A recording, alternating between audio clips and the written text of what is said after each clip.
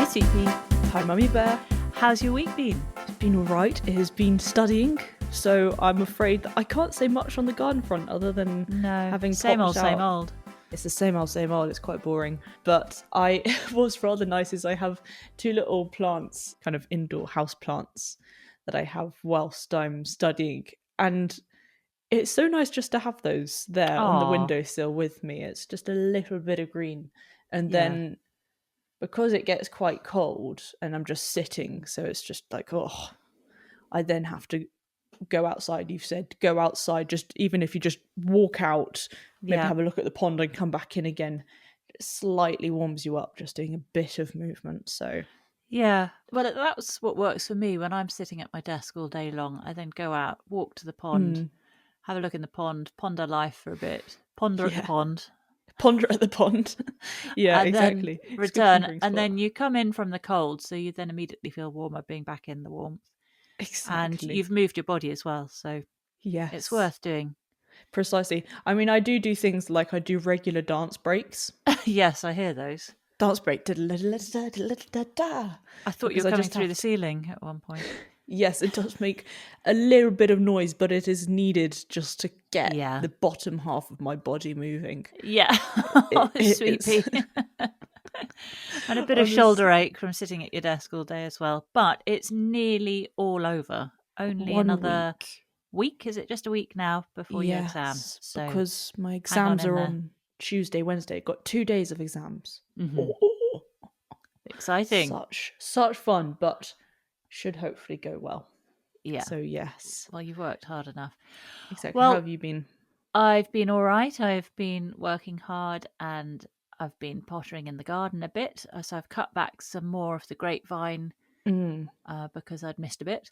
And I also cut back 2 of our roses. I've really given them quite a hard chop because they were getting very straggly. And a lot of it is because I didn't have any good knowledge of how to cut back roses. These are both, well, no, one of them is a rambling rose. Yeah, it is. And I never really knew what I was doing previously, but now I've been watching Gardener's World and Monty with his ramblers.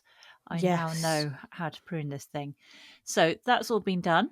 And that's the rambly rose. And then the other one has no thorns in it whatsoever. I don't know what rose it is, but that was looking a bit straggly as well. So yeah, it's like it's one of those wedding roses, it's that perfect wedding colour, really, really tight, but loads of petals, and then it does this gradient colour of kind of creamy, pinky colours, slight tinge of yellow, but it's all creamy colours, it's just delightful. It's really kind of it's very pretty. Gorgeous. And 4 buds or flowers came off from that pruning, so those are in the vase in the kitchen now. Saw those on the kitchen table. Very nice. In other news, we had a bit of drama, didn't we, with the rat poison saga? So, yes. We think a neighbour's been putting down rat poison, and they come in these little sachets, like a plastic coating that I think the rat eats through, and inside is a pink biscuit paste. Oh God. And it must be really attractive to rats and also presumably hobs. But wherever he put them, they weren't near our house, but I did find one of the plastic wrappers in our garden. And so I surmised that hobs had been at it. But of course, this happens on a Saturday night out of hours for vets. So we had a bit of a dramatic speed over to the vet with Hobbs in the back, who promptly threw up. So I think she'd had something dodgy. Yeah, she threw up twice, didn't she? And at the vets, they prodded her. They stuck thermometers up her backside. Thing is, Hobbs is so sweet at the vets. She's such a darling. You can just hug her and she'll give you these big eyes, and the vet can just do what the vet needs to do. And then it's over. But anyway, we thought better to be safe than sorry. So the vet gave her an injection of something that will stop her being sick, so that then an hour later, when we administered the activated charcoal, it meant she wasn't going to throw it up. And thank goodness, this stuff is extraordinary. So it's jet black paste in a tube, and we had to syringe it into Hobbs's mouth. Yes. And obviously it tastes doesn't awful. taste very nice, and she doesn't want it to go into her mouth, but Nope. she obliges, bless her. But you need the tiniest drop. It'll then dye whatever you've touched completely jet black, the blackest black you've ever seen. Honestly, you get the slightest bit on your hand and you try to wipe it off, it just paints your hand. Yeah. It's incredible. Really extraordinary stuff. Very interesting. Anyway, do not do on cream surfaces. No, oh gosh, I mean, yeah, do it somewhere safe. We did start doing it in the sitting room with a cream carpet because I didn't realise how it was going to go. And I thought it'd be really easy. Yeah, quickly learned, don't do it where you've got a cream carpet. So we moved to the utility room and were just like, oh my gosh. And that was just carnage. But that was carnage. The activated charcoal absorbs the toxins and the poison. I think it absorbs everything in the stomach. And it then meant that the following day, Hobbs was producing the most beautiful looking ablutions. Oh my gosh, they were, not to go on about it, but they were perfect. They looked like ebony. They were so beautiful. I wouldn't mind if she always produced that kind of thing. But it's like when she eats a lot of bones or stuff, she gets white ones. Yeah, all the calcium. It's rather beautiful. Anyway, Hobbs has lived to tell the tale. She is. £180 lighter. I've lived to tell the tale. And so expensive. We just need to keep her well and truly away from our neighbour and his rat poisoning ways. Yeah, exactly. Now, I have some housekeeping, Sweet Pea. Just a couple of things. One thing from last week, and that is we were talking about Kelmarsh House. That's the place that Adverley visited. Yeah. And I said it was bought for around £11,800 when Nancy was paying Nora those £100. Yes. But Nancy was at the house in around 1947 and Kelmarsh House was bought for £11,600 in 1618. So obviously a very different exchange rate. Okay, yeah. I couldn't find an inflation calculator for that far back. Yeah, but can't imagine that would be easy. One from 1751 and then it would be the equivalent of £3 million. Oh, well, that's very nice. Or 3.5 Lovely. million, nearer to. And Nora's £100 in 1947 would be now worth around £1,500. So that just gives you an idea. Good to know.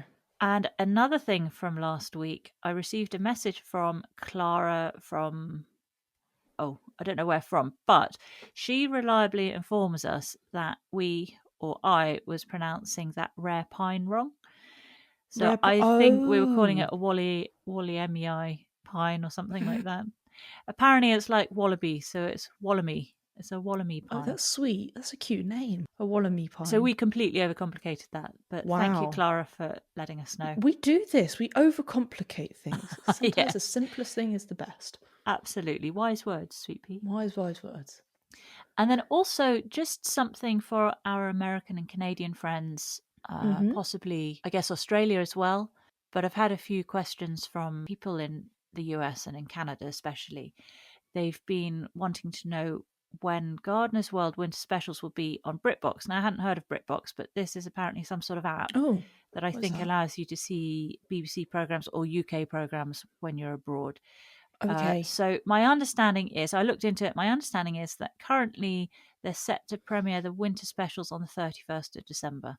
So New Year's Eve, you'll be able to then see the Gardener's World episodes for the winter specials anyway. I think all the other episodes have gone up on Britbox already. Okay. So just a couple more weeks. It's a shame though that it goes so late, because there are ones which are really around Christmas time, and on the 31st you're a bit over Christmas, aren't you? You're like, a bit over it. Sheesh kebabs, that was good. But then also you can spend New Year's Day, if it's grotty weather, just binge watching the 4 episodes. I suppose you can binge watch.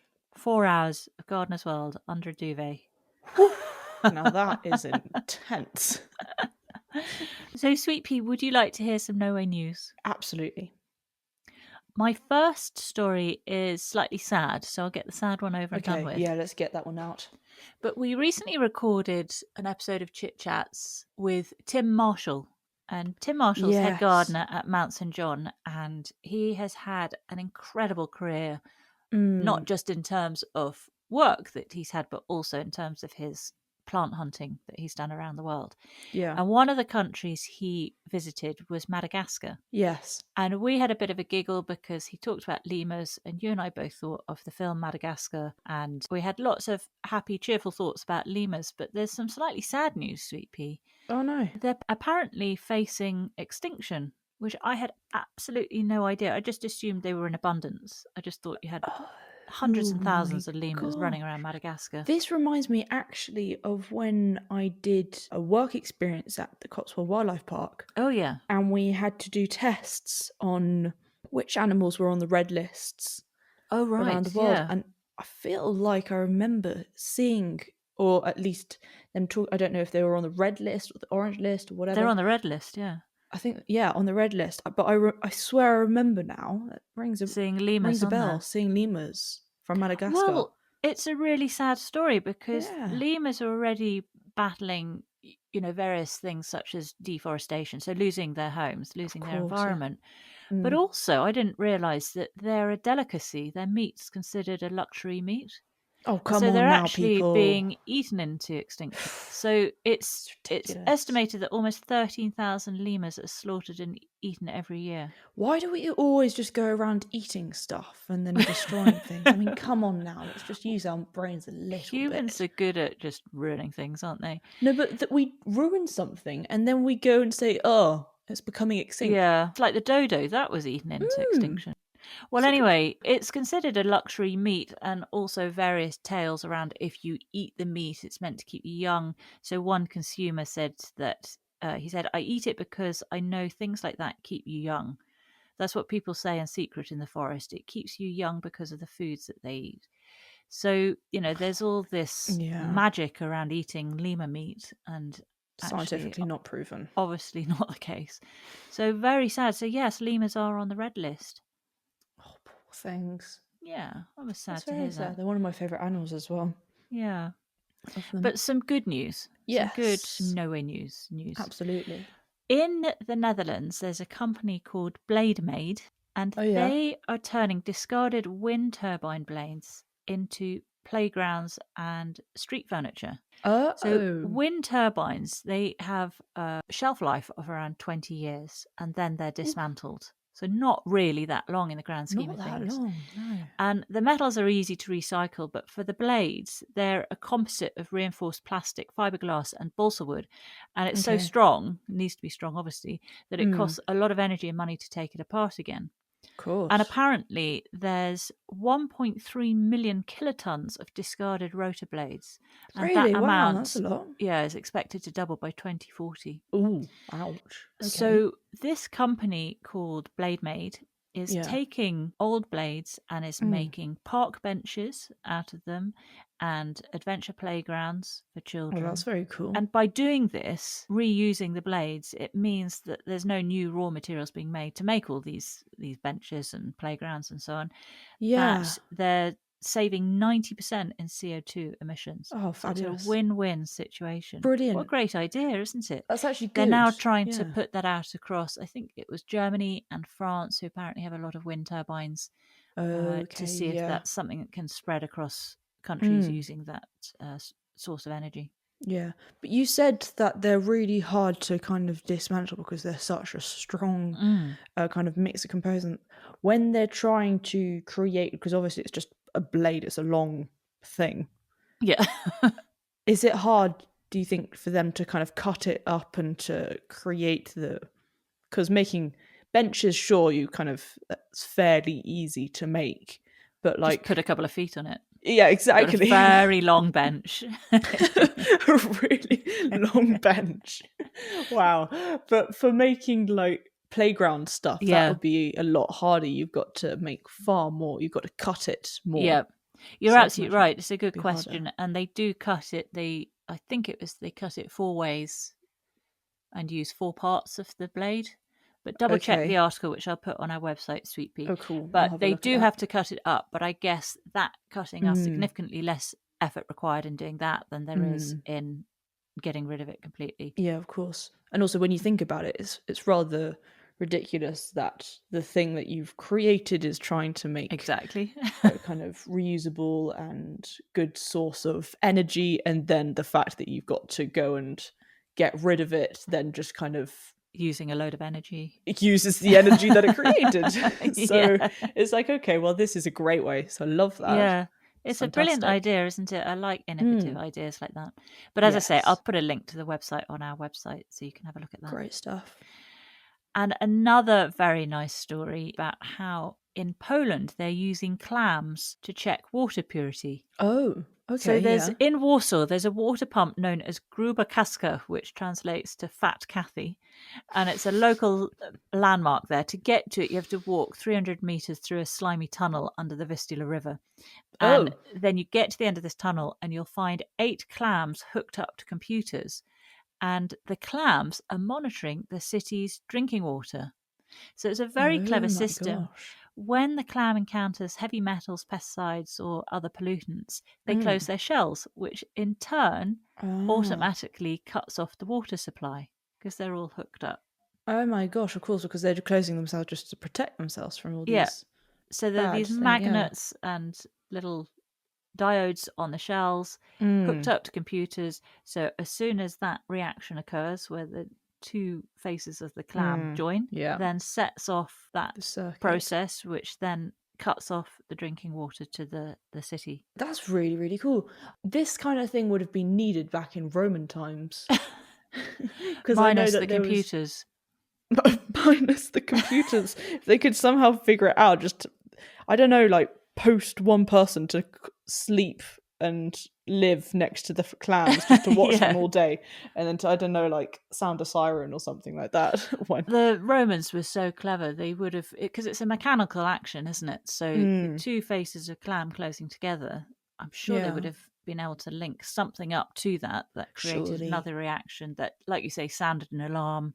Yeah, because I know that near Mount Vesuvius, before it erupted, obviously Romans were so good with all their canals of water, really kind of interesting ways of getting drinking water around the place. And I know that near Mount Vesuvius, they had a huge problem with people being intoxicated with, I think it was sulfur in the water. Oh, right. And other chemicals that I think were coming down from the mountain. Mm-hmm. You know how they have these kind of huge sulfur plains and stuff. From the volcano. From the volcano, sorry, not the mountain.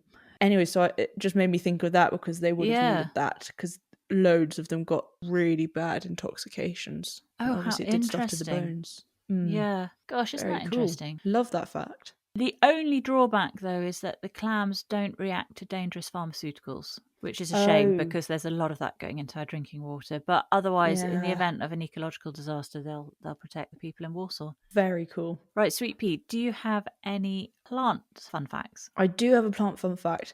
I have encountered a problem with my plant fun facts, which I should have kind of realised at the beginning, but for some reason I didn't think about it, was that because I'm doing all of these plant fun facts, I'm not always writing down what I have and haven't talked about. Oh, right. So now that I'm encountering fun facts, I'm like, did I talk about this, like, I don't know, a year ago or 2 years ago? Remember? I cannot remember what I did 2 years ago.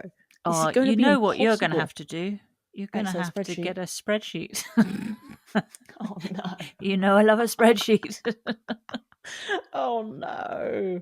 Oh, no. All right, well, hit us with it, and I'll see if I can remember whether you've told me before. It's about how moss can create small amounts of electricity. Oh.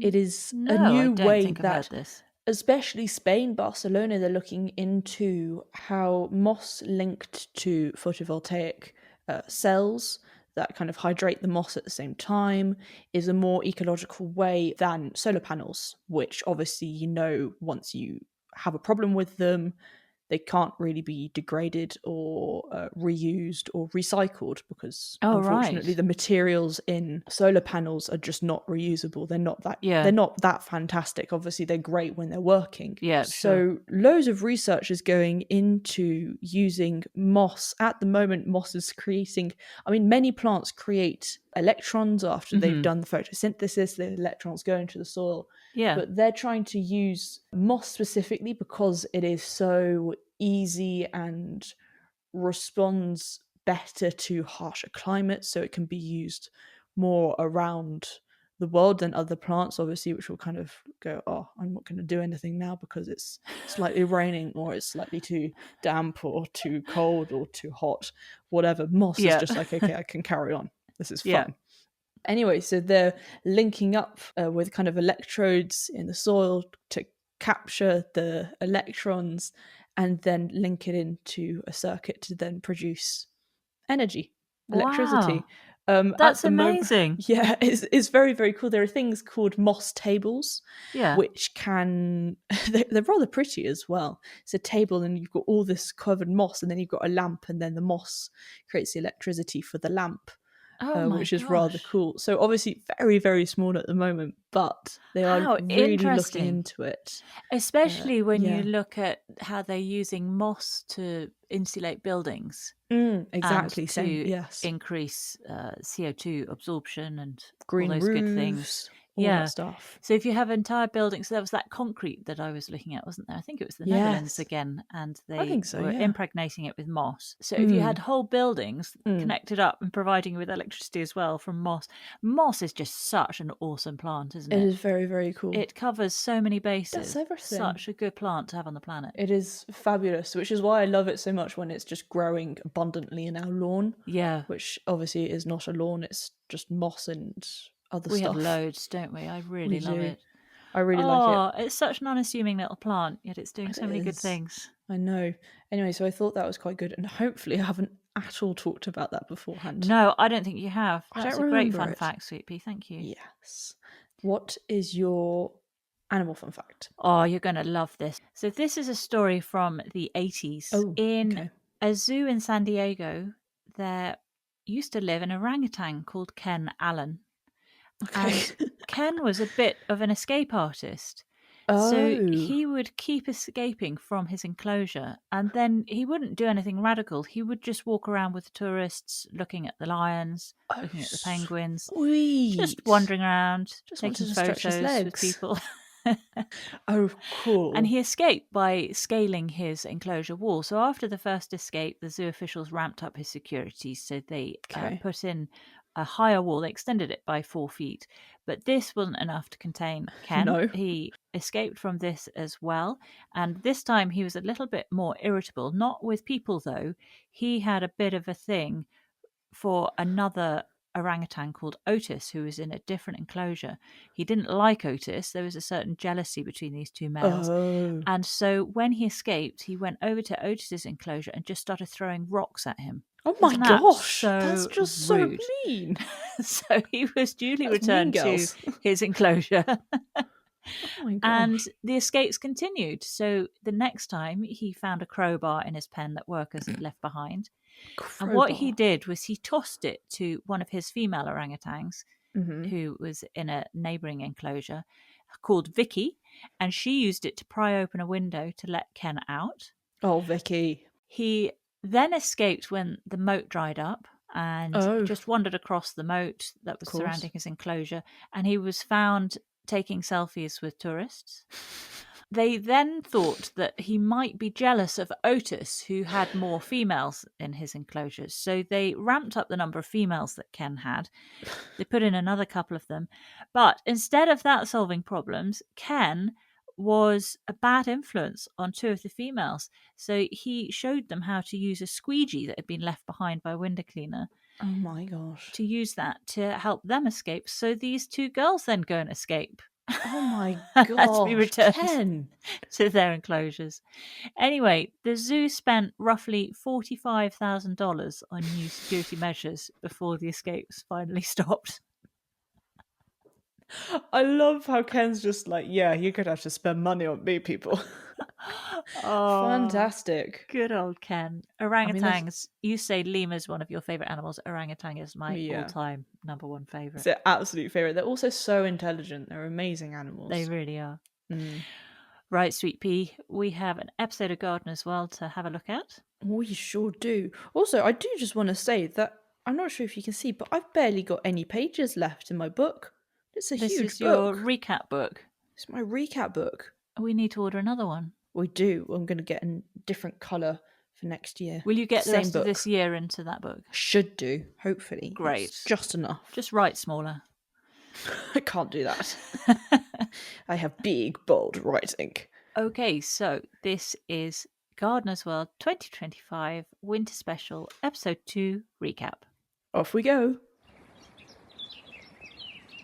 We're with Monty at Longmeadow, and he's clutching his big net. He is. He talks about how, despite the weather during the winter months, it's always good to get outside. So this is similar to you getting up from your desk, going over to the pond to ponder, getting back in. Exactly. He's scooping up as many fallen leaves as he can from the pond, because otherwise lots of nutrients will go into the pond, and you've got plants in there that have adapted to live without. Yes. So exactly, you don't want to cause a lot of problems. Yeah.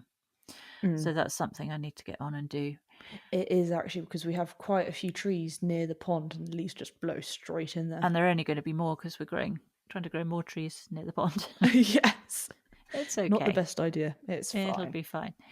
And did you enjoy the GoPro stuck on the net handle for a net's eye view? Yes, very cool. There was a lot of interesting film work on this one. There was.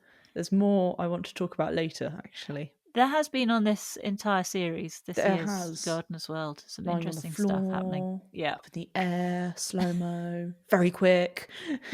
Yeah. Turntables. Right. Yeah. First up, we're with Adam Frost, and he went to Ashwood Nurseries, or a garden by Ashwood Nurseries in the West Midlands. This is John Massey's place. Yes, and it's all about how going into the bleaker months, but there are still some really beautiful plants that you can have in your garden just to add lots of texture, lots of form, a little bit of colour, even though there's not huge amounts. So he was going round some different areas, and he started off with the conifers, the conifer area, the evergreens, which were kind of topiarised. It's nice balls. Yeah, all bubbly. Exactly. What I really liked was doing that with holly. Did you see the holly ones that they did in clouds? A lot of shaping going on, wasn't there? I mean, it was just a beautiful garden, and it was full of life despite being the winter months. Yeah, they had a perfect day as well, with slightly misty, slightly frost-covered plants. So it was very, very nice. There was also a golden pine in there, which had beautiful lifted canopy, so you could really see what was going on. And then around the base, there were things like cyclamen as well. Loads of cyclamen, which has got me thinking. I just thought our cyclamen would spread, and they are, but very slowly. I don't know if it's good area for them. Where they are under the tree. Yeah, I feel the perfect place for them, isn't it? Like it's so kind of poor soil and free draining. Just everything runs off. I don't know if that's great for them. But sweetie, we're on a hill. Every single part of the hill runs off and drains freely. It does. But I was thinking maybe where that area where we're going to do hydrangeas up on the top terrace. Yes, that's where you want the cyclamen. Kind of shady, slightly leaf-covered bed. We could do lots of cyclamen in there. And hellebores. And hellebores as well, because I love hellebores. I'm going to persevere with cyclamen under the big tree at the bottom, though, because it's very shady at least. And those little ones in there, they're so pretty. I just think if we could spread those out a bit, it would be lovely. I think if it was covered, because at the moment I don't think much of them, just because they're that's rude. So kind of sorry. I'm so proud of them. I know, but it's just when they're so kind of scarce and just very lightly, it doesn't do enough for me. Whereas if they're kind of a carpet, then perfect. Well, that's what I'm working towards. Well, all right, yes, of course. Okay. Anyways, then Adam went round to the flowering area, which of course was full of beautiful scented witch hazels, which were looking lovely, and daphnes as well, Spring Beauty and Spring Herald. And this was with gardener Chris Howell. He says lots of pruning is done to keep them tight and compact, and he prunes off new growth from this year down to the second of the first two buds on that new growth. Exactly, because they are most likely to give beautiful flowers next year. So that was nice. And then one of my absolute favourite things was the beautiful hellebore flowers gently placed in cold water in like a tub or a beautiful basin or anything. And I thought it looked so... I actually, when they first kind of panned around to it, I thought they were water lilies, and I thought that can't be right. Can't be water lilies now. It was absolutely stunning, wasn't it? There was a real variety of hellebores in there, all Lovely in colours. beautiful shades that Yeah. just worked together really well. It was in a bright blue bowl. It was really, really stunning. And it's something I've noticed on the social media for these gardens. They do this quite often. They did a bowl with aster flowers as well as an alternative. And there was okay, another bowl of flowers earlier in the year, and it just looks so stunning. Yeah. I'd love to have that in the house. That would be really... I wonder how long it lasts for. Obviously, depending on the flower. I would have thought that aster flower is more delicate. The petals are kind of really properly in the water. Fewer which have kind of turned up, you know? Yeah. So you mean the hellebores are turned up? Yeah, the hellebores, they're kind of a cup, so it's only Right. really the base that's in the water. Like whereas a the water rest lily. Yeah. Yeah, exactly, like a water lily. So I would have said that they would last longer, probably. Also, they're slightly kind of tougher. So yeah, I can imagine it would be very different depending on the plant. But I thought it was gorgeous. I also thought just then, when you said that it was a blue glaze pot, that Carol wouldn't like that. Oh, she wouldn't like that. Yeah, Would that's no she? good for Carol. So we'd need to go with a different pot for her. I think she'd have to make an exception to her rule, because that was Surely. just striking. It was striking. The blue with those colours worked very nicely. Then, this is something that we should probably do when they get bigger, is with the dogwoods, twisting them into, I don't know what you'd call it. A sculpture, a winter sculpture. It was a yellow dogwood and red dogwoods twisted together. It was very pretty. And then we meet gardener Nigel Hopes, and he's creating natural winter sculpture. So some supports for heleniums. Did they say what he was using for those supports? No, but I know that many use hazel. Yeah, hazel's the usual one. We've done it with grapevines. Yes, which actually works dead really vines, well. which they're quite malleable, so you can bend them into little cages and things like that. But the big point here is that if you create your supports now, then they'll blend in when the plant starts growing up through them later. And Nigel says he hates the phrase "putting your garden to bed." I'm not keen on that phrase either, and he uses the analogy of if you have a room in the house that you just close the door on and then don't go back into for a few months. It is a strange saying, isn't it? Putting your garden to bed. You want to enjoy it through the winter. And this garden and one later on just seems to be a garden for all 4 seasons. Exactly. It's got the seasonal interest all year round. And then after Nigel and Adam have finished a very animated chat where they're both sort of talking over each other and very enthusiastic about it all, Adam goes over to the courtyard area, which is right close by the house, and it's got the different bark covers and then lots of cyclamen and hellebores there. Exactly. I really do think we need to do a whole load of underplanting sweet pea for all our trees. Yes, I'd love you to tell me when we're going to do that. Okay. Well, this is the garden of John Massey, who we didn't see on the programme. And he's a self-taught gardener. He's been working on this garden for 27 years. And despite no formal education, he's won gold at Chelsea Flower Show 4 times. Wow. And also won the Royal Horticultural Society's highest honour, the Victoria Medal of Honour. I say. Incredible. Crikey. And if you want to see the best photos of John's garden, it's not on the Ashwood Nursery Instagram or John Massey's Instagram, but if you go to Chris Howell's Instagram, the photos are stunning. Ooh. It's so bright and colourful, this garden, even through winter.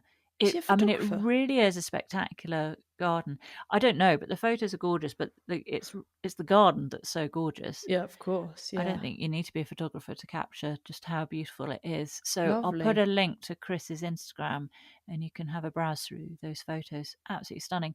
And the garden is open to the public between February and December every Saturday for an admission price of £8. Okay. And you can visit it through the NGS. Its next open day through the NGS is the 6th of February. So, you're getting your winter garden still. Very cool, then yeah. the 5th of April and then the 24th of September. And to date, John has raised £500,000 for charity by opening his garden. Wow. Pretty Isn't impressive. That brilliant? Also, Sweet Pea, I have got a little bit of information on Chris Howell, the gardener there. He has a website, and on the website he gives you tips on how to grow various things. And the topmost blog that he's written about is about the Wollamy pine. So we were talking about how we always have this happening to us. We always have these coincidences. Well, you know how I was banging on about how rare it is and how it's really unusual that it was found in this garden. Yes. I'm going to quote what Chris says. Often known as the fossil tree, Wallemia nobilis was once thought to be long extinct. It was only known through fossil records until the discovery of a handful of live specimens in 1994. With the help of micropropagation, the following decades saw many thousands of trees grown and distributed throughout the world. Jump forward 30 years and there's hardly a botanical garden or arboretum without at least one specimen of this ancient conifer. He then goes on to say, it's quite expensive to buy them, so grow them yourself. And he gives a step-by-step guide with photos of how you go about growing your own Wollamy pine from seed.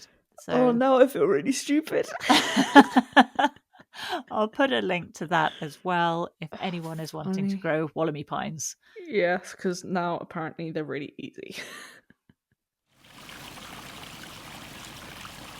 Oh, then we have Happy Ned with his blue frisbee.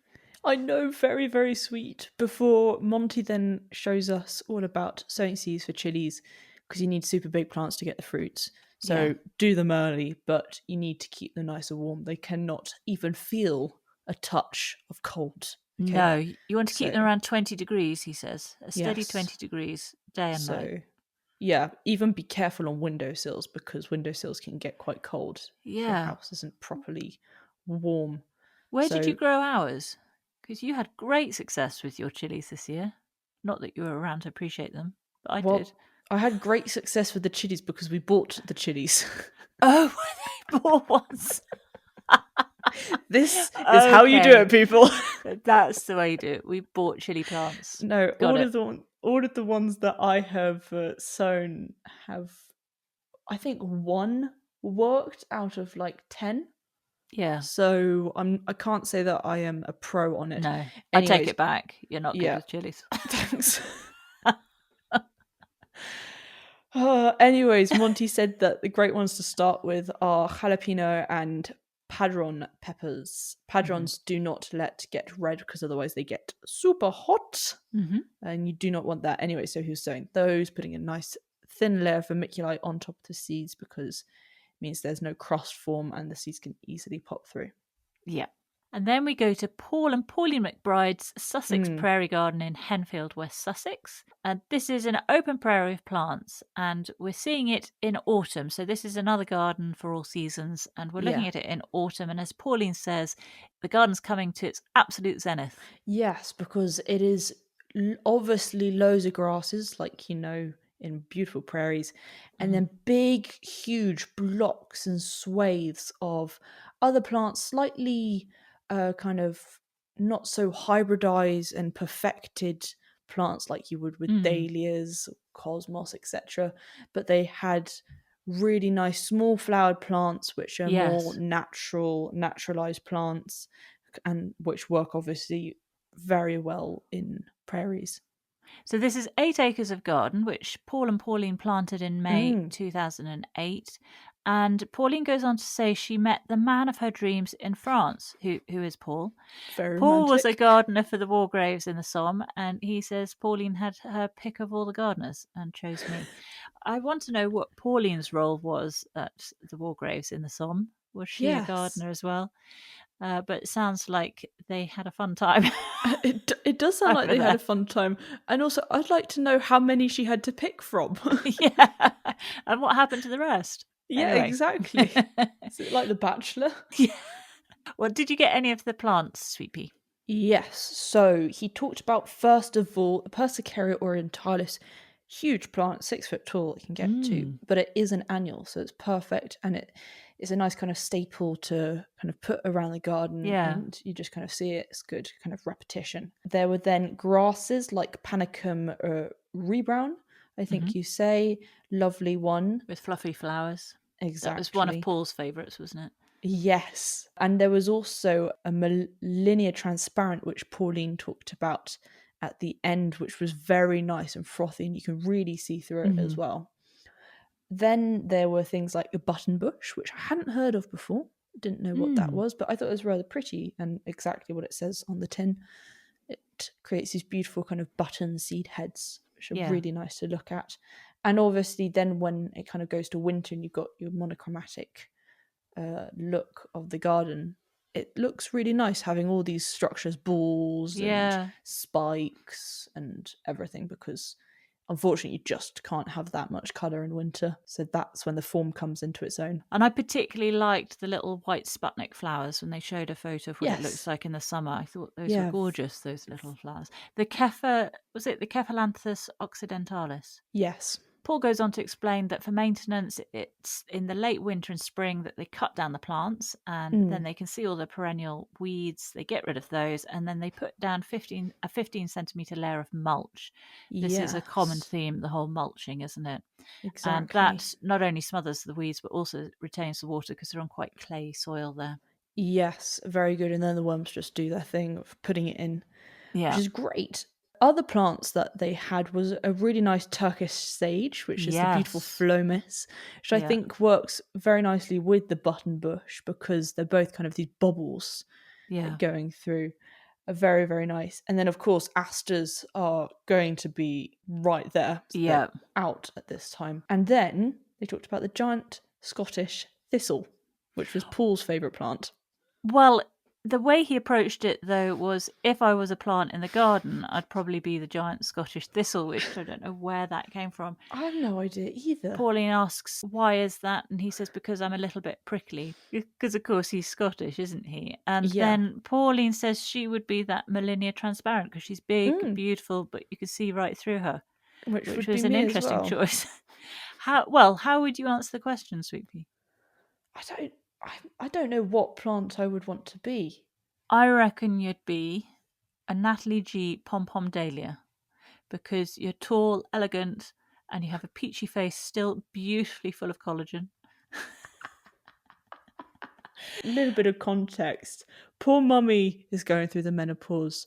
And I have been home, and since I have been home, she's kept on coming over to me going, look at the beautiful collagen-filled cheeks. And so I cannot get rid of you coming over. Squidging your lovely cheeks. It's because I look in the mirror and all the collagen's just disappearing, completely disappearing. And then I look at your fluffed up, gorgeous face full of cheeks and just appleness. You know, you're like an apple. You just, I just squeeze those cheeks. Do you want to know how I'd describe myself? How would you?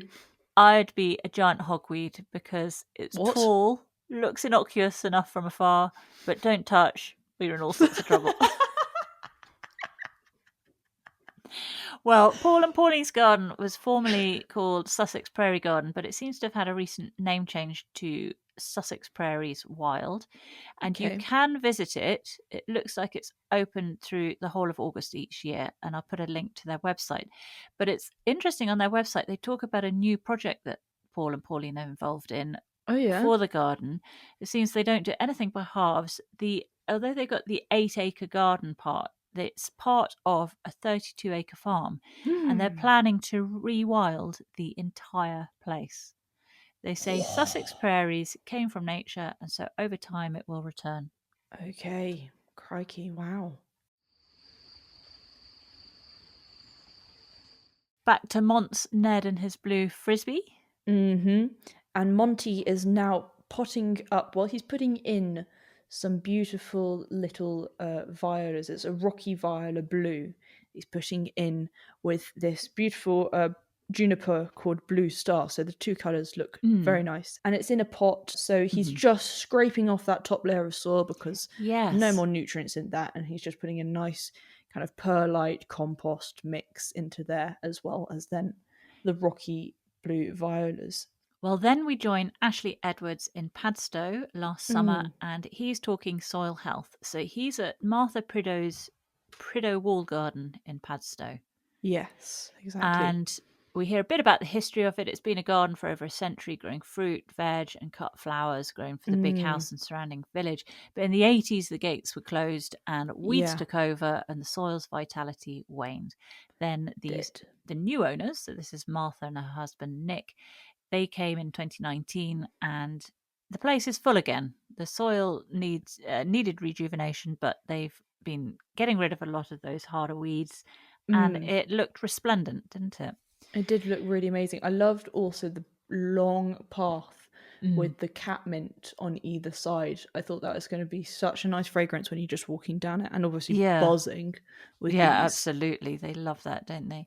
Yeah. We meet head gardener Emma Restorick, and she's been putting in the hard graft.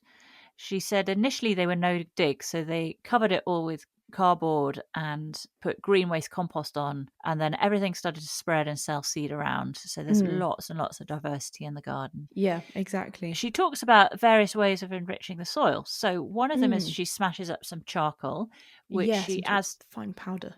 Yeah, which she adds to the compost, and it increases the microbial diversity, and it also increases the water holding capacity. Yes, I guess if we think about the activated charcoal that hobbs had to consume, the water holding, all the water all gets soaked up.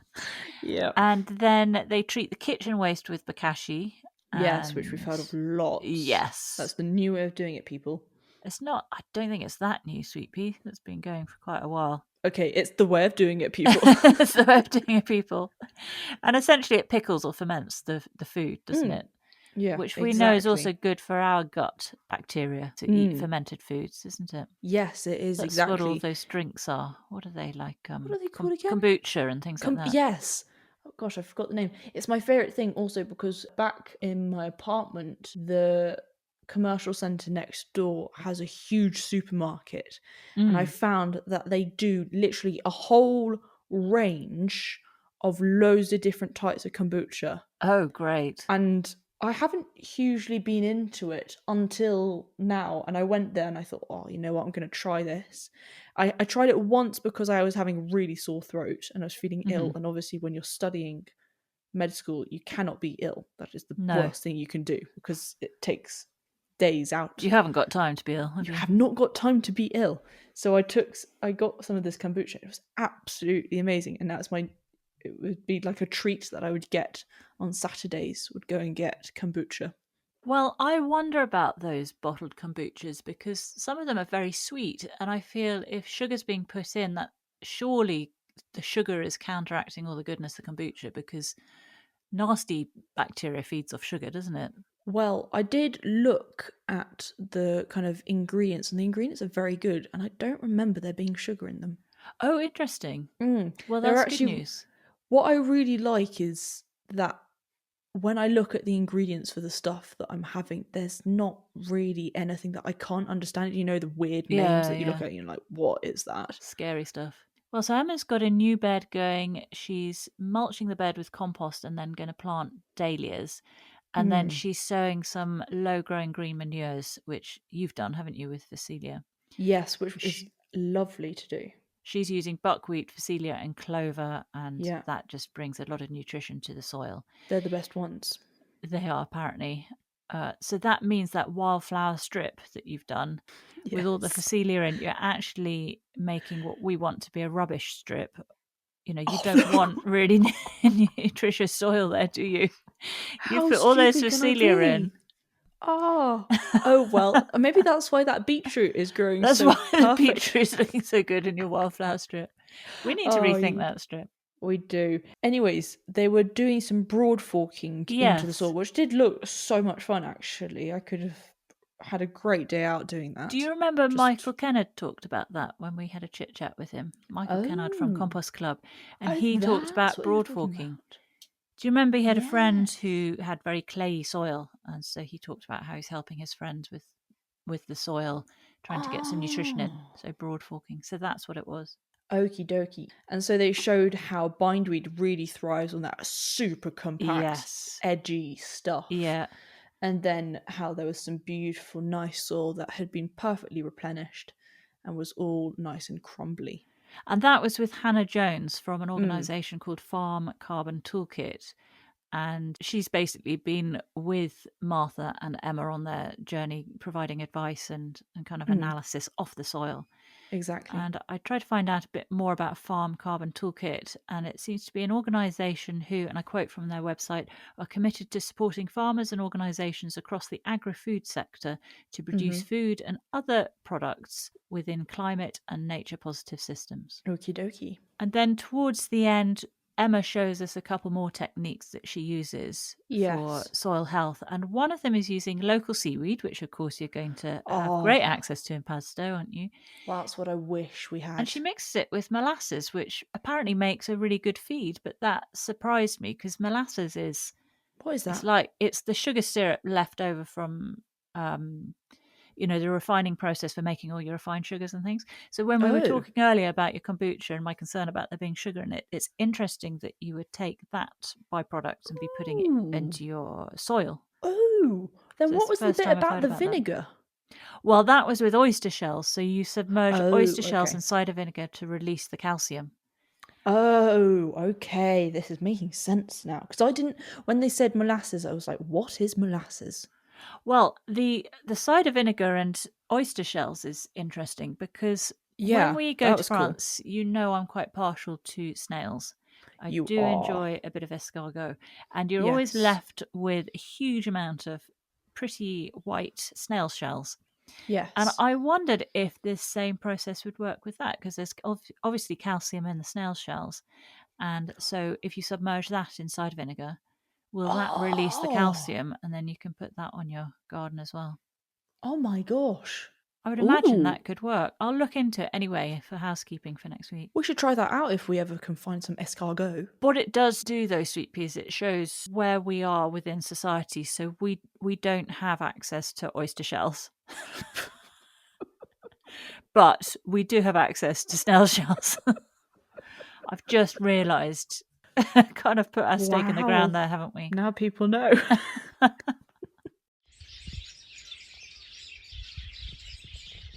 Then back with Monty, and he is showing us one of the things that he used to not like doing when he was younger, which was sieving homemade compost. Yeah. He said it was really tiresome. So he decided to create a contraption, which was really quite a contraption for sieving. I thought it looked great, didn't it? It was quite amazing. So it was over the wheelbarrow. I don't know if it was created for it or it just happened to fit over it. And in the top, a nice grill, chuck in the compost, homemade compost, and then just scoot it back and forth, and it all sieves into the wheelbarrow. And then, hey presto, you have perfect potting compost. And he still uses the bits and bobs. He puts those under hedgerows, doesn't he, so they can degrade in their own time. Exactly. He also says what they put into the compost, and he said they put in everything other than meat, cooked veg, oils, or anything prickly. I understood all of those apart from the cooked veg. I wonder what it is about cooked veg that means you shouldn't put it in your compost. Cooking with oils. Yeah, but if you've boiled some veg?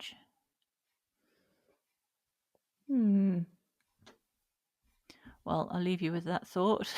You stare out into the middle distance through your window. This is so philosophical. We are back with the trusty Gardener's World turntable. We are. And this time it's in East London, looking at spinning terrariums. And these are the incredible terrariums of Ben Newell. Yes. Ben Newell, who I thought looked like the love child of Heath Ledger and Robert Webb.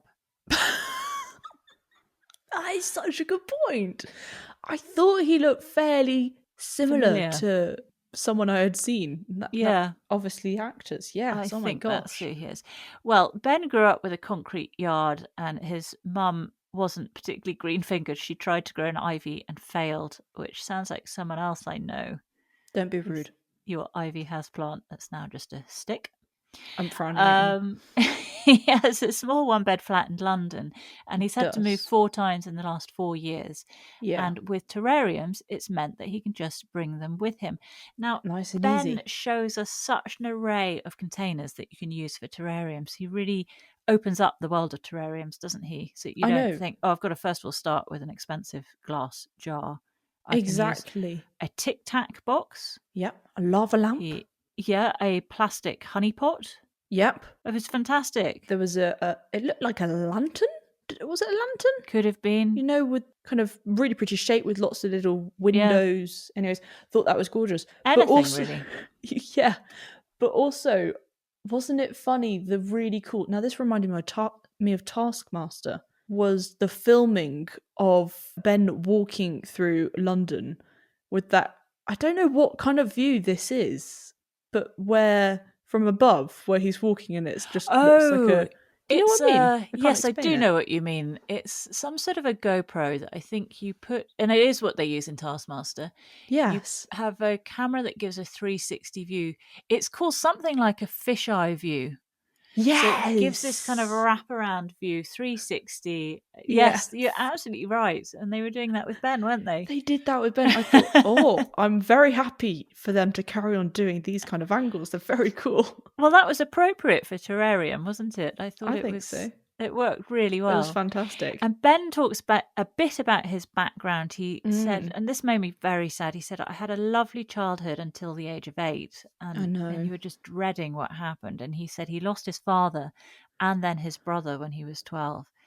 Absolutely devastating. And he said how he failed at school and he fell into a life of addiction and life was looking pretty bleak until he discovered horticulture at the age of 23. And he said it kick-started his life. It's a story we hear so often, don't we? How horticulture almost saves people, doesn't it? Oh, completely. And he talks about his first terrarium, and I like this because this sets expectations, really. So rather than, he just knows what he's doing, of course he can do terrariums, I could never do a terrarium. He says his first one, he made it in a large cheap vase and it lasted about 3 weeks. I love that he tells us that, like because what I'd do. So you start from somewhere, don't you, and then you improve. Exactly. He talks about the 3 rules for terrariums. Did you get Yes. Correct soil, no direct sunlight, and don't over water. Yeah. Very, very important. And on the soil front, he shows us how he builds up a terrarium starting with the soil. And he has some pre-bought terrarium soil, which is made up of sphagnum moss, which we know is so great. Yes, very important, but get from a very good source. Don't just pick it out of anywhere. Yeah, you get that from a sustainable source. And if you listen to our chit-chat with Chris Daghorn, he talks about a company in Wales where he gets his sphagnum moss from. And there's a link to that on our website. If you go to the Gardens page and look at Chris Daghorn, you'll get a link to that. Coir as well, and then worm castings, charcoal, and orchid bark. Yes, just creates a nice light mix. And I do just want to say, I found this bit so much fun because it's the kind of thing that you do on a rainy day. Yeah. Sitting down, it's kind of cold outside and you're like, I kind of want to do something creative with my time. Yes. This is like doing a painting or doing resin or soap making. But this is what I thought, Sweet Pea. Plants. This is so up your street for your apartment. Gosh, I can't even speak. I'm so excited. I honestly am now going to, when I get back to my apartment, I'm going to go to the garden centre because I've seen they have all the stuff for making terrariums, but I had no idea what I was doing. I thought there's no point me to doing this with zero knowledge. Yeah. And I'm going to buy all the equipment because this looks like the most fun ever. You're creating a cake. You're then having life. It's it's easy to look after once you've just figured out that no direct sunlight, don't overwater, just have good soil. Yeah. All goes from there. I love this. I think this could be really great for you because you don't have access to a garden when you're away. No. And you've got plenty of space for storing all the bits and pieces. So that's no problem. Spritz bottle. And you have a spritz bottle. You have windowsills. You can prevent direct sunlight because you've got your grills as well. Yes. I think this would be right up your street. Don't buy yourself anything. Remember, Christmas isn't that far off. Okay. Now, he added various bonsai soils to this concoction, didn't he? Did you get the names of the 3 different types that he added? Hopefully I say this right. Academa, Kyodema, and Lava Rock. All nice porous, kind of fired clay, porous, just really keeps that soil nice and light. So you've never got a chance of your plants sitting in wet. Exactly, really, which you really don't want. And then he layers this soil on a gradient. which is his design tip, because then you can see more surface areas visible when you're looking at it. Exactly. And then using his long-handled tweezers, which I imagine you just loved. Oh my gosh. I mean, it's when I think about myself over an operating table, I would... But I love those tweezers. They look like great This tweezers. is why you'll be a great dentist, Sweet Pea, and I'll be your first patient. Yes. Well, he's using them to put it in various plants. Did you get the names of all the plants he popped in? Okay, so there were some easy ones. There was bun moss and mood moss. And then there was Thwedium tamariscanum. Yes, Hopefully which I was said like that right. a mini conifer. Very cool plant. After that, so that was kind of like a base layer. That's your ground cover.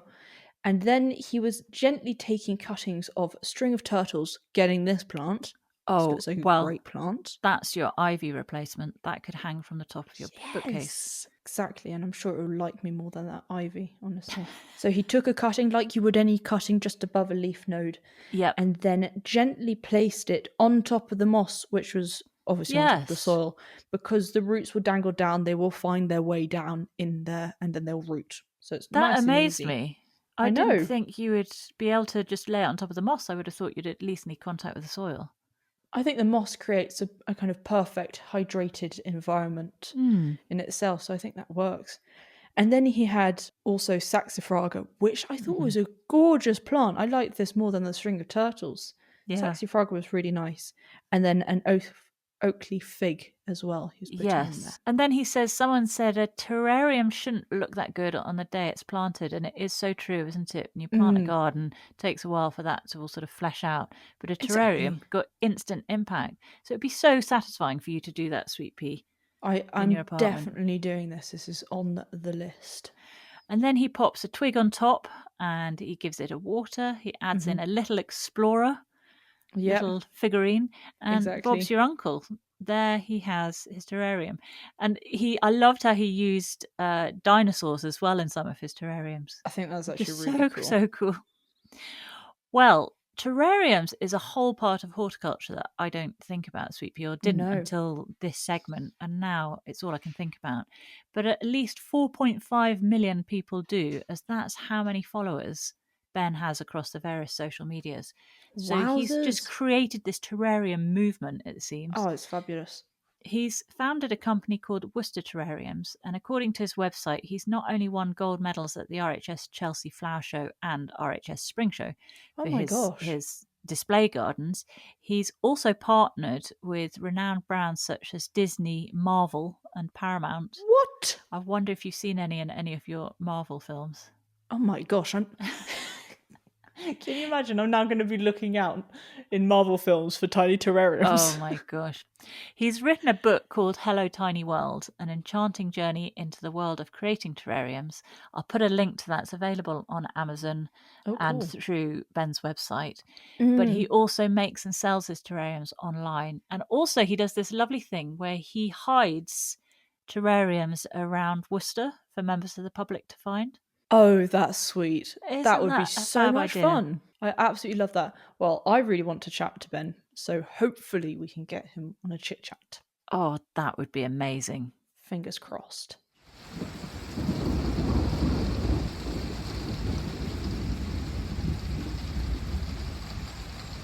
Monty's in his heated greenhouse. He's talking about bringing plants in for the winter. Don't overwater them. And then he shows his beautiful aeoniums. They're a good example. Amazing. He said they store water well. He missed them, though, because you don't want to let the air dry out too much. Exactly. And then we go with Joe Swift to Stoke Gabriel in Devon. And this is Philip Nieuwoudt's nursery. Yes, it is. Called Nieuwoudt Trees. And it's a tree nursery growing multi-stems, which Joe describes as living sculptures. Yes, which I think is a very good point because they look stunning. They do. They were so beautifully kind of curated in this nursery. I absolutely loved it. so much care and attention from Philip, and we see him through this segment with what he does, his sort of nurturing and pruning. But the nursery has over 12,000 trees. That's incredible, isn't it? And That's amazing. Philip explains how 20 years ago he bought a field in Devon, some small trees, a wheelbarrow and spade, and that's how it started. So what growth to 12,000 trees. He said he buys them in at 3 to 4 years old and puts them in the ground at that age, which was interesting because he's not actually propagating the trees or growing them from seed, is he? No. He's getting those bought in, and then he is all about pruning the multi-stem. So exactly. First he'll walk around and check it from all angles. Very important step. Very important. And he checks the canopy, lifts it up and reveals those beautiful stems. And he creates a line. So everything below that he takes off, mainly for the aesthetic, but also to keep an open canopy because of the health of it.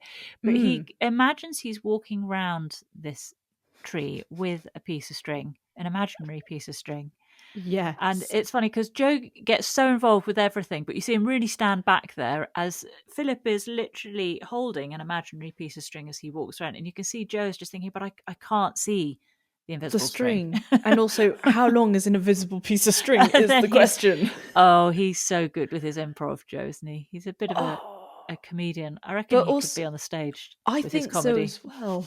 But they just had they had such great banter, and I was actually laughing out loud this morning whilst watching it. It was really, really funny. But that's Joe. Joe has a really great way with people. He gets that banter going. He's cheeky. There's an energy about Joe that I really enjoy. And positive. I'd love to see more. So I remember listening to Bob Mortimer, one of my favourite comedians. Love Bob. And he was on his fishing programme with Paul Whitehouse. With Paul Whitehouse, that's it. And Bob said there are two types of people. He's reading his psychology book, and there are two types of people. He does deep stuff. You have radiators and drains, and radiators just radiate positive energy, and you pick it up, you get all the warmth from that.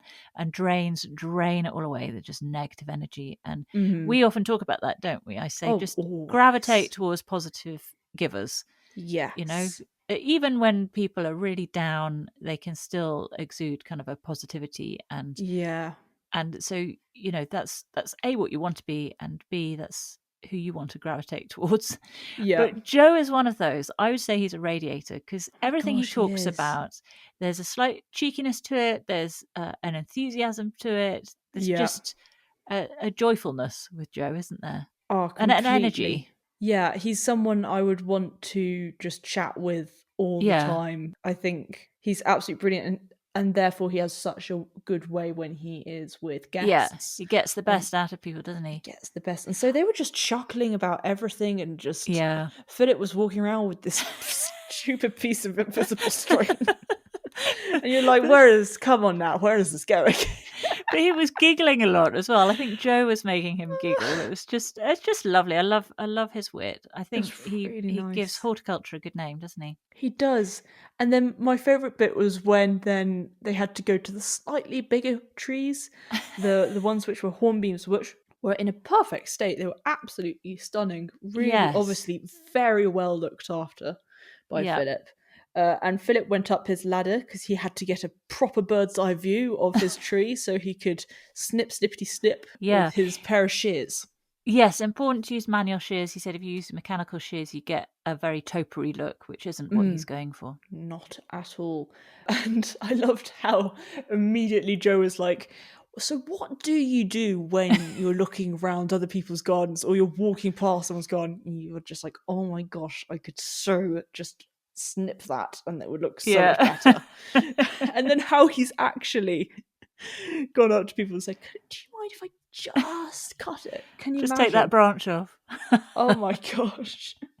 Yeah, they were a good team. They were perfect. But in terms of the hornbeam, Joe does mention other trees that can also be cut in that way, and that's the maple, the cornus, and amelanchias. Yeah, exactly. Well, Philip grew up in South Africa, and his surname translates to new wood. Oh my gosh, gosh, the name of his nursery, Nieuwoudt trees. Oh, that is so cool. It's as if it was meant to be, isn't it? Meant to be. Nieuwoudt Trees is 80 acres and it's just outside Totnes in Devon. I'll put a link to his website, Nieuwoudt Trees, on our website. Fabulous. And then Monty's on his bench and he says, would you believe it? I sat down here without any dogs and they've descended upon me. And there you have Patty, who we haven't seen. I don't think we've seen her all season. I don't think Can't I've remember seen when her. we last saw her. No. And Ned, and they're snuggled up asleep on the bench. They're all kind of tangled in each other. It's tangled up. They're half on the bench, half on Monty. Monty's just like a source of warmth and a nice cushion to rest on, and someone who'll tickle them whilst they snooze. Dogs are hilarious. Anyway, it's such a sweet sight, isn't it? And of course, we have no jobs for the weekend. Nope. Even though there are jobs that we need to do at the weekend. Plenty of jobs to be doing, but just chill. It's Christmas. Just chill. So, Sweet Pea, what was your favourite plant? My favourite plant was the saxifraga in the terrariums because I loved the intricacy of the teeny tiny leaves, but it was so pretty. And that plant I'm definitely going to put in the terrarium that I will create. Oh, brilliant. I think this is going to be your new thing, isn't it? I swear I'm going to get addicted to this. It looks addictive. It looks like it could be quite problematic. Yes. There are worse things you could be addicted to. Oh my gosh, of course. I'm at peace with this. Well, I loved the shrub in Paul and Pauline's garden. This was the Cephalanthus occidentalis. Yeah, the buttonbush. That buttonbush with its white Sputnik flowers in the summer. I loved that. So Gorgeous. He didn't Paul describe it as he said I think it's from South American swamps, so it probably needs something quite damp, which isn't going to work here, but I can love it from afar. Yeah, from afar. And I have a feeling our top takeaway is probably going to be the same. Oh, I don't know. Okay, what's your top takeaway? Having invisible string. Oh, okay, it's not the same. Because I thought, if we're going to go with invisible things, let's go for it, people. Yeah. Okay, what was yours? That's good, because mine was all the hellebore flowers in that blue bowl. I just thought it was so pretty. Really, really loved that. Okay, good point. Very nice. All right, Sweet Pea, we have the third of 4 winter special episodes next week on the 12th of December, so it's next Friday. Mm-hmm. With Buster by his side, Adam Frost gets on with some winter jobs. He's got hellebores to plant, a sedum roof to repair, and a nest box that's in need of a spring clean. Mm-hmm. He also celebrates the joy of growing your own horseradish and sows broad beans for an early harvest. Cool. In Wiltshire, Carol Klein opens the gates to a secret garden that has never been seen by the public. Jamie Butterworth discovers how a gardener turned an empty field into a glorious display of perennials in just 3 years. And Rekha Mistry spends the day at an allotment site in Sheffield with community at its heart. There's a couple in Leicestershire who just can't stop collecting snowdrops, plus a passionate houseplant enthusiast besotted by begonias. Ooh, interesting. Another packed episode. There's loads going on there, isn't there? But I'm glad we're seeing at least one more time from Rekha and Carol. Yes, exactly. Very, very nice. Look forward to it. Well, if you'd like to get in touch about anything we've talked about on this episode, here's how. If you have any questions, feedback or comments, you can get in touch with us on our contact page at notjustagarden.co.uk or via our email, which is notjustagarden@outlook.com, or you can even find us on Facebook or Instagram and come visit us there and hit the follow button. And if you enjoyed this episode, it would mean the world if you could post a 5-star review. It really helps our podcast climb up the pile. If you didn't enjoy it, bigger polls from us, and please don't. For more Sweet Pea and Bear content, including videos, blogs, guest garden lists, early access to episodes, podcast outtakes, which are great, and community chats, come join us on our Patreon. You can find a link on our website. Right, well, Sweet Pea, we are in the same house at least, just in different rooms. So once again, I'm not going to be bidding you good night as you turn off your laptop for the evening. I'll be seeing you in a few seconds when you come back up the stairs. Yes, exactly. And the dog will with soon the dog wake in up tow, from her your sleep. study buddy. My study buddy. Best study buddy ever. She was having a bit of a dream there, wasn't she? A few little squeaks from her. Yeah, she's so sweet when she dreams, honestly. Well, I'll see you in a minute. Bye-bye, Sweet Pea. Bye, Mummy Bear.